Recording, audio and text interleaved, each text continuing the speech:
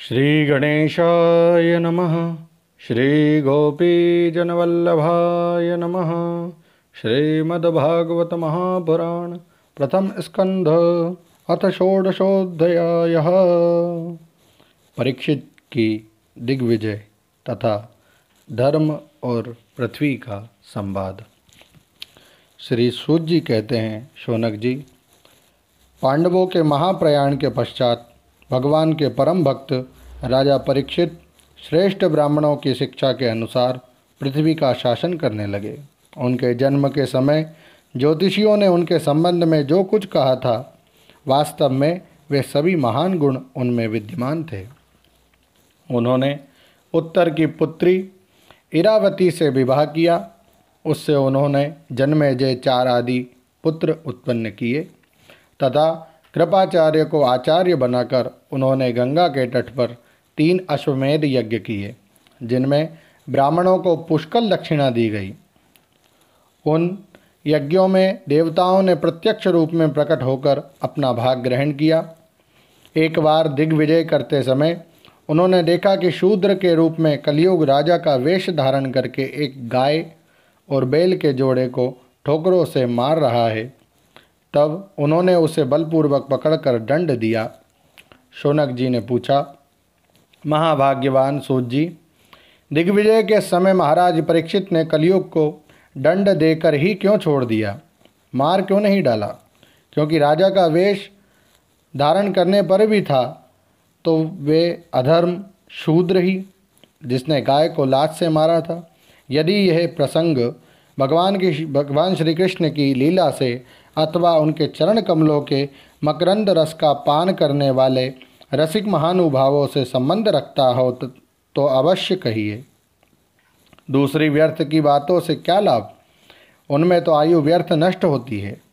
प्यारे सूत जी, जो लोग चाहते तो हैं मोक्ष, परंतु अल्पायु होने के कारण मृत्यु से ग्रस्त हो रहे हैं, उनके कल्याण के लिए भगवान यम का आवाहन करके उन्हें यहाँ शामिक कर्म में नियुक्त कर दिया गया है। जब तक यमराज यहाँ इस कर्म में नियुक्त हैं, तब तक किसी की मृत्यु नहीं होगी।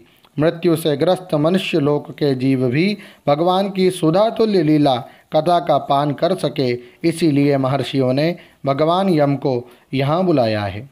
एक तो थोड़ी आयु और दूसरे कम समझ, ऐसी अवस्था में संसार के मंद भाग्य विषयी पुरुषों की आयु व्यर्थ ही बीती जा रही है। नींद में रात और व्यर्थ के कामों में दिन। श्री सूत जी ने कहा, जिस समय राजा परीक्षित कुरुजांगल देश में सम्राट के रूप में निवास कर रहे थे, उस समय उन्होंने सुना कि मेरी सेना द्वारा सुरक्षित साम्राज्य में कलयुग का प्रवेश हो गया है। इस समाचार से उन्हें दुख तो अवश्य हुआ, परंतु ये सोचकर कि युद्ध करने का अवसर हाथ लगा, वे उतने दुखी नहीं हुए। इसके बाद युद्धवीर परीक्षित ने धनुष हाथ में ले लिया। वे श्याम वर्ण के घोड़ों से जुते हुए सिंह की ध्वजा वाले सुसज्जित रथ पर सवार होकर दिग्विजय करने के लिए नगर से बाहर निकल पड़े।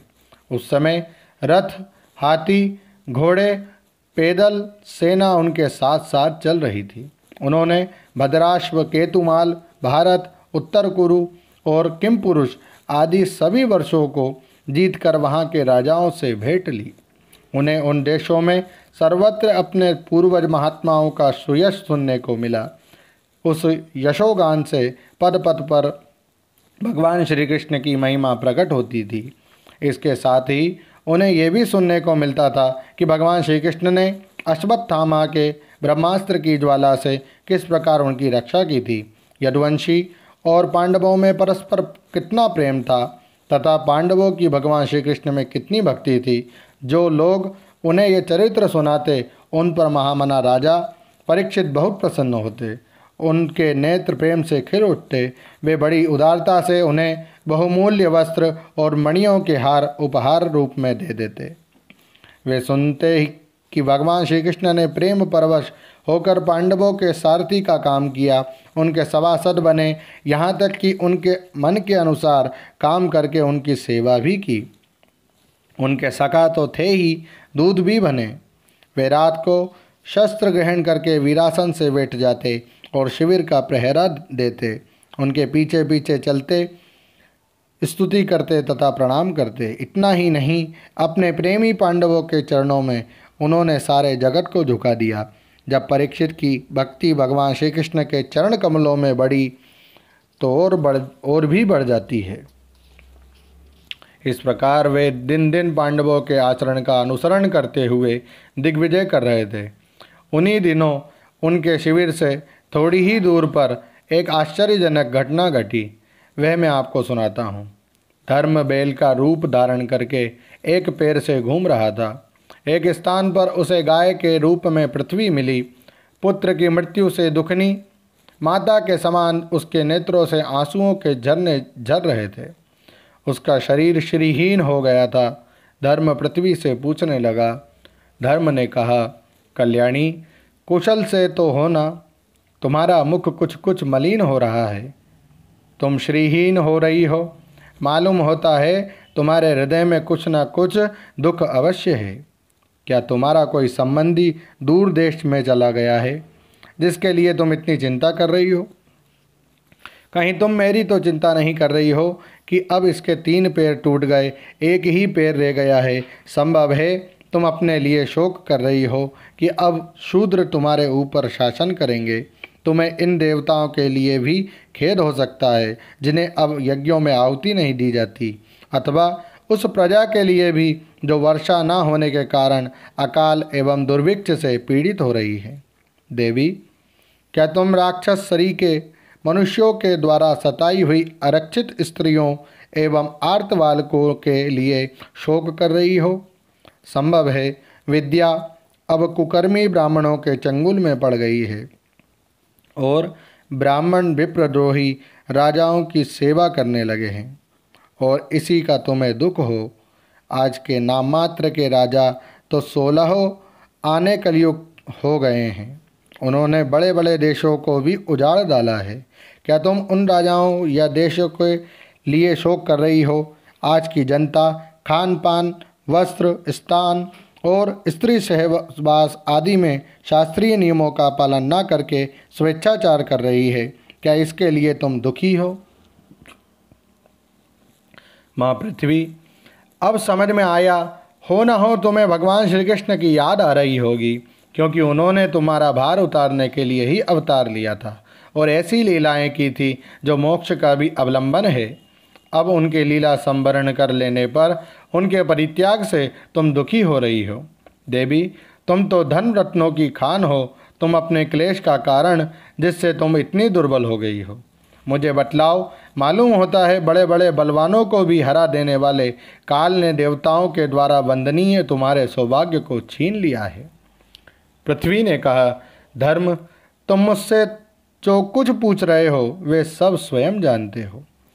जिन भगवान के सहारे तुम सारे संसार को सुख पहुँचाने वाले अपने चारों चरणों से युक्त थे, जिनमें सत्य, पवित्रता, दया, क्षमा, त्याग, संतोष, सरलता, शम, दम, तप, समता, तितिक्षा, उपरति, शास्त्र विचार, ज्ञान, वैराग्य, ऐश्वर्य, वीरता, तेज, बल, स्मृति, स्वतंत्रता, कौशल, कांति, धैर्य, कोमलता, निर्भीकता, विनय, शील, साहस, उत्साह, बल, सौभाग्य, गंभीरता, स्थिरता, आस्तिकता, कीर्ति, गौरव और निरहंकरता, ये 39 अप्रकृत गुण तथा महत्वाकांक्षी पुरुषों के द्वारा वांछनीय शरणागत वत्सलता आदि और भी बहुत से महान गुण उनकी सेवा करने के लिए नित्य निरंतर निवास करते हैं। एक क्षण के लिए भी उनसे अलग नहीं होते। उन्हीं समस्त गुणों के आश्रय सौंदर्य धाम भगवान श्री कृष्ण ने इस समय इस लोक से अपनी लीला संवरण कर ली और यह संसार पापमय कलयुग की कुदृष्टि का शिकार हो गया। यही देखकर मुझे बड़ा शोक हो रहा है।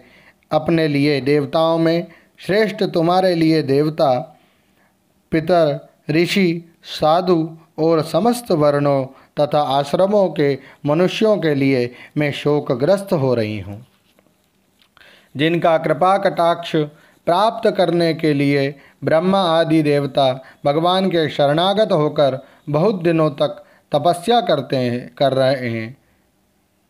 वही लक्ष्मी जी अपने निवास स्थान कमल वन का परित्याग करके बड़े प्रेम से जिनके चरण कमलों की सुभग छत्र छाया का सेवन करती है, उन्हीं भगवान के कमल, वज्र, अंकुश, ध्वजा आदि चिन्हों से युक्त श्री चरणों से विभूषित होने के कारण मुझे महान वैभव प्राप्त हुआ था और मेरी तीनों लोकों से बढ़कर शोभा हुई थी। परंतु मेरे सौभाग्य का अब अंत हो गया। भगवान ने मुझ अभागिनी को छोड़ दिया। मालूम होता है मुझे अपने सौभाग्य पर गर्व हो गया था, इसीलिए उन्होंने मुझे ये दंड दिया है। तुम अपने 3 चरणों के कम हो जाने से मन ही मन कूढ़ रहे थे, अतः अपने पुरुषार्थ से तुम्हें अपने ही अंदर पुनः सब अंगों से पूर्ण एवं स्वस्थ कर देने के लिए वे अत्यंत रमणीय श्याम सुंदर विग्रह से यदुवंश में प्रकट हुए और मेरे बड़े भारी भार को, जो असुरवंशी राजाओं की सैकड़ों अक्षौहिणियों के रूप में था, नष्ट कर डाला, क्योंकि वे परम स्वतंत्र थे, जिन्होंने अपनी प्रेम भरी चितवन, मनोहर मुस्कान और मीठी मीठी बातों से सत्यभामा आदि मधुमयी मनिनियों के मान के साथ धीरज को भी छीन लिया था और जिनके चरण कमलों के स्पर्श से मैं निरंतर आनंद से पुलकित रहती थी, उन पुरुषोत्तम भगवान श्री कृष्ण का विरह भला कौन सह सकती है। धर्म और पृथ्वी इस प्रकार आपस में बातचीत कर ही रहे थे कि उसी समय राजर्षि परीक्षित पूर्व वाहिनी सरस्वती के तट पर आ पहुँचे। ओम नमो भगवते वासुदेवाय। श्रीमद्भागवते महापुराणे पारमहंसायां संहितायां प्रथम स्कंधे पृथ्वीधर्म संवादो नाम षोडशोऽध्यायः। श्रीराधाकृष्णार्पणमस्तु। हरे नमः, हरे नमः, हरे नमः। जय श्री कृष्ण।